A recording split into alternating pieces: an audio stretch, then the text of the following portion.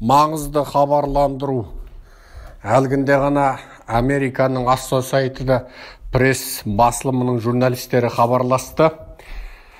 Ішкі Қытайда мәжбүрлі еңбекте болғандар, құлдық зауытта құлша жұмыс істеуге мәжбүрленгендер, айлық берілмеген немесе өте аз айлықпен жұмыс істеуге мәжбүрленген қазақтар болса, және туыс-туғандары осындай құлдық зауытта жұмыс істеуге мәжбүрлеп әкетілген қазақтар болса, хабарлассын дейді. Бұл біріншісі.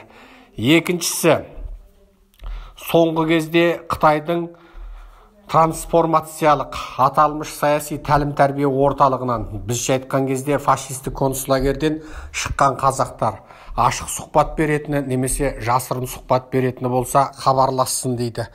Олардың құпия сұхбат беретіндерінің аты жөндері құпия сақталынады дейді. Ашық сұхбат беретіндері олардікі жариялаймыз дейді.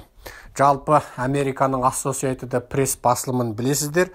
Бұлар өте маңызды ақпараттарды жариялайды. Осы бүкіл әлемге Қытайдың құлдық зауыттарында жұмыс істеп жатқан, мәжбүрлі түрде айлықсыз, ақысыз жұмысқа жегіп жатқан осы ақпаратты ең бірінші болып атажұрт еріктілерінен ести салып әлемдегі ақпаратқа жариялаған, және сол арқылы бүкіл дүние жүзіндегі журналистердің ең атақты сыйлығын алғанда осы Associated Press болатын.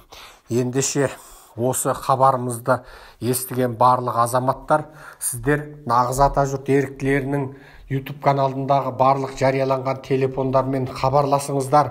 Сол телефондарға ақпарат беріңіздер. Сіздердің ақпараттарыңыз біз үшін өте маңызды. Өте маңызды. Мен қазір сіздерге осы нағыз атажұрт еріктілерінің телефондарын тағы бір мәрте қайталауға тырысайын. Сіздерге осы телефон нөмірлерді жариялаймын. Ол нөмірлер сіздердің осы ақпараттарды беруіңізге пайдалы.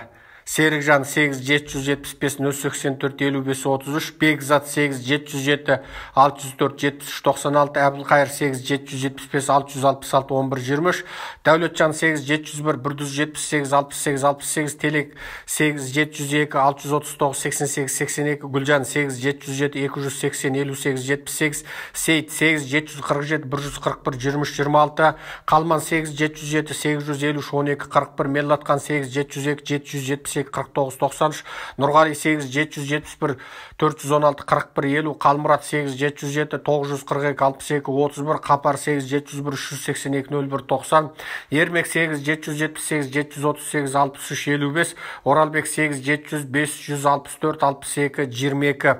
Осы нөмірлерге WhatsApp арқылы хабарласыңыздар. Қай жазумен жазсаңызда өзіңізге түсінікті бір жазумен жағдайыңызды жазумен жазып хабарласыңыздар. Себебі біздің телефондарда маза жоқ.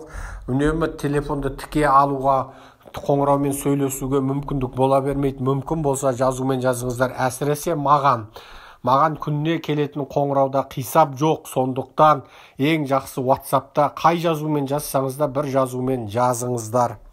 Жоғардағыдай ақпараттар немесе бұдан да басқа ақпараттар болса беріңіздер. Айтпақшы, тағы ұмытып барам. Көп балалы болғандық үшін немесе іркес-тіркес балалы болғандық үшін әр баласының ортасында 2 жыл немесе 3 жыл аралық сақтамағандық үшін жазаланған, қамалған қазақтар бар ма деп сұрап отыр. Себебі олардың да осындай ақпараттарды естігені белгілі болып тұр. Біз тарапынан бұл ақпараттарды дәлелдей түспекші. Ендеше Қытайда қорлық көріп жатқан қазақтарды құтқару үшін барлықтарыңыз атсалысыңыздар. Бұл аудионы барлық WhatsApp топтарына, туыс-туғанға, құданың құдасына, құйрықтың сорпасына, алпыс-апа 70-дегі түк қоймай таратыңыздар. Таратқаныңыз үшін Құдай тағала сауапқа жазсын. Көрнекінде, көмескінде, Қаратастың үстіндегі қараңғы түнде жорғалаған қара құмырсқаның ізін білуші Құдай тағала ұлт үшін істеген әрбір еңбектеріңізді сауапқа жазсын. Ендеше таратыңыздар. Құрметпен, Серікжан Біләшұлы. 2020 жыл 7 сәуір.